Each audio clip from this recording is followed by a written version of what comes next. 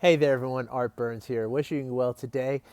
As we talk about, seeing the confirmation bias, and we talk about seeing the other implicit biases, taking them from the implicit to the explicit, and also when we talk about, paying attention to our experiences as they unfold, and also the ability to pay attention to the sensations of our body and the emotions in our body and the thoughts in our mind. The one common theme among all of these is awareness, right? And that is the key to how these practices can help us to reduce stress, right? As we become more aware of what is happening, right? We get less sort of boxed into the sort of overwhelming aspects of the given experience that we might be going through, and then we can in that expanded awareness we can get away from the fear, right? And the fear-based thoughts and the fear-based emotions are always what brings up the stress response, right? And not only that, but awareness itself is known by psychologists and neuroscientists as the very foundation, the very first pillar of your mental well-being, right? And your emotional well-being. And in fact, it's also the very first sort of aspect of emotional intelligence, right? And emotional intelligence is something that can serve you in so many ways in your life, right? Emotional intelligence, not only is it involved with stress reduction in a sort of kind of abstract way. It's not directly involved with the stress response, with the stress reduction, but because our stress is often, again, it's always fueled by fear, and fear is an emotion, right? So the more that we're aware and the more that we understand, our emotional state, the more we can recognize when that emotional state is in the space of fear, and then we can see that that's when we're going to start getting into the stress response. And of course, when we can see it and we can understand it very clearly and very accurately, that's when we can do something about it before it kind of takes us over. And so that's the way in which emotional intelligence is involved with the stress reduction aspect of the practices that I talk about here, right? However, emotional intelligence goes far beyond the idea of stress reduction, right? The emotional intelligence is essentially everything for us, right? Everything we do as human beings, we are motivated by our emotions, right? Our emotions are the thing that motivate us, right? When we do something, we're either doing something because we want something that we don't have, or we have something that we don't want, right? And it's our emotions that kind of propel us to act on this, on this either, wanting to get rid of something or wanting to get something, right? And so therefore, the more we can understand our emotions, the more powerfully we can understand ourselves, right? And also, as emotional intelligence, the very definition of emotional intelligence is to understand one's own emotions, right? But also the emotions of another, and then to be able to use that information to guide one's actions, one's decisions, one's thinking, one's relationship to the experience, right? And so that's why emotional intelligence is almost like this overarching skill that we can have that will help us in every area of our lives, right? And it is a trainable skill. That's the beautiful thing about it, right? Yes, sure. Some people are more prone to emotional intelligence. Some people are less prone to emotional intelligence. Some people have developed it more through their programming, through their parent, how they were parented, how their grandparents treated them, and yes, there are some people who sort of maybe have more of an innate, sort of tendency towards emotional intelligence, but it is absolutely trainable for everyone. Okay, there's no prior experience necessary. There's no special prerequisites involved. It is absolutely trainable for everyone, and all that is required is, again, the ability to increase your awareness, right? It starts with self-awareness, right? That's again, emotional intelligence is understanding your own emotions, but then also understanding the emotions of another. So it starts with awareness, right? Awareness of yourself, right? And once you become more aware of yourself, right? emotional intelligence basically exists in 5 key domains. This is according to Daniel Goleman, who is the author of the seminal book on emotional intelligence called Emotional Intelligence, and why it can mean more than an IQ. That's the name of the book. It's wonderful. They wrote a sister book called Social Intelligence. I recommend you read both of them. They are fascinating. They are very, very enlightening, and they are very, very important books to understanding the aspects of emotional intelligence and how important they are. And believe me, it is much deeper than I can cover in a 15-minute video or a 30-minute podcast. Believe me, I can only just scratch the surface here, right? But let me scratch the surface for you, okay? Emotional intelligence exists in 5 key domains, okay?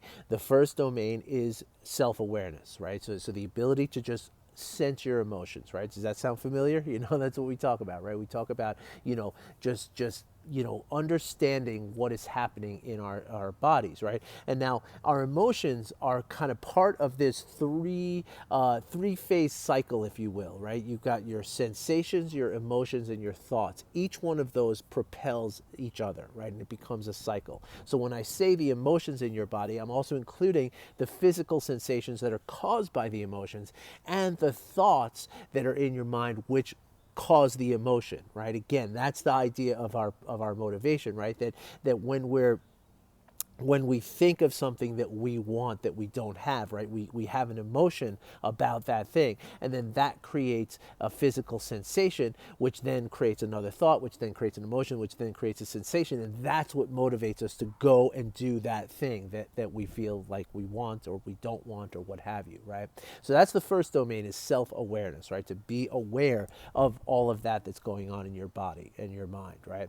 The second domain is self-regulation, right? Once you can see what's going on in your body, once you can understand this, your own emotions, the sensations they cause, the thoughts that cause them, you start to get a better understanding, that a clearer picture of that process, right? Now you can regulate it. Right now, you can sort of allow certain things to just blossom, like certain emotions. You want to let them blossom, but other emotions are not serving you, so you can regulate those things, right? And so that's the second domain of emotional intelligence. The third domain of emotional intelligence, according to Daniel Goleman, is motivation, right? So understanding how all of this motivates you, right? As I just explained a moment ago, right? The more that we can, be aware of our emotions and our thoughts and our sensations, and the more we can regulate them, the more we can use them to motivate ourselves, right? The more we can sort of harness the power of these things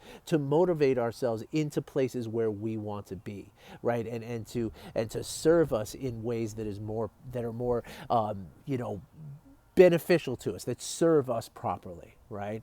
Now, that's the third domain of emotional intelligence. The fourth domain of emotional intelligence is empathy, right? That's where we get into understanding the emotions of another, right? And that is really, really important, okay? This is a huge, huge thing for us in our lives. If you want to be successful at work, if you want to be a functional and benevolent spouse or significant other or a parent or a part of any community or any kind of social group of any kind, empathy is absolutely key, right? Empathy allows you to, like I said, understand the emotions of another, and once you can understand the emotions of another, you can apply the same to the other two domains to that, right? You can understand them, then you can sort of regulate how you react to that person, right? You can kind of how much you can kind of push on someone, or when you got to pull back, and sort of how to handle situations with someone, right? As per their emotional sort of reality, right? And then that brings us to the fifth domain, right, which is social skills, right? So when you get through all those four, you come to that fifth one, that is social skills, right? And that is the ability to kind of employ the self-awareness, employ the self the self-regulation, pardon me, employ the motivation, right? Motivating yourself within a social construct, and of course using empathy, which will then again culminate in the social skills. So that last one is sort of the sum of all of the first four, in my opinion. And so again, these are things that are important in all aspects of life, right? Any interpersonal, aspect of your life, which is almost all the aspects of your life, right? Anything that you requires your relationship to another person or people is going to benefit through emotional intelligence. Now, the thing is, right, if you think about emotional, if you think about self-awareness, you think about self-regulation, you think about empathy, those three things are directly involved with the practices that we talk about doing with evidence-based mindfulness, right? They're right from it. It's torn right from the same book, right? And then of course motivation and social skills are kind of a byproduct of those other three, right?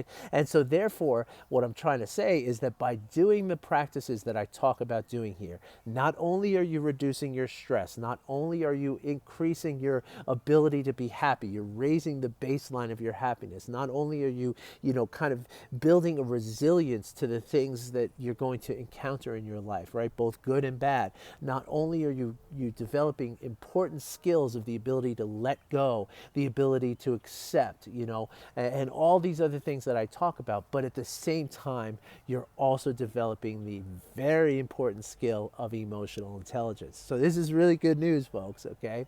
Now, today I'm going to, I'll post a link below to a meditation that I do that is basically what we call a body scan meditation, right? A body scan meditation is it's just what it sounds like, right? It's just simply, getting yourself into the, meditative space of just kind of being present with yourself and just kind of going through your body. Now, there's different ways to approach it. Some people literally go, inch by inch from the right foot to the left foot to all the way up to the tip of the head, right down to the tips of the fingers, and, inch by inch by inch by inch. And a full body scan can sometimes take as much as like 45 minutes to an hour long, right? This body scan is a little bit different. Everybody's got their own take on it. But essentially the idea of doing a body scan is to just look inside of yourself and notice what you find there. Okay, and so when we can do a body scan for emotional intelligence, what we do is we get ourselves into a place of the meditative space, right? And we kind of call to mind a couple of different experiences that we have, right? The first one that we call to mind is a situation in which you felt like you didn't perform the way that you think you should have performed. Pardon me. A situation in which you kind of let yourself down. And the idea of this is now feel the emotions that you feel from that, right? Like as you're picturing this time that you did something, say the other day, last week, last month, last year, whatever it is, and you kind of, kind of walk through that experience that was something that you did not perform the way that you wanted to perform. What are the sensations in your body from that? What are the emotions attached to those sensations? Pardon me. Also, what are the thoughts that are associated with that, right? Again, this is the way in which we can start to understand. That's building our intelligence about our emotions as it relates to a real world experience, okay?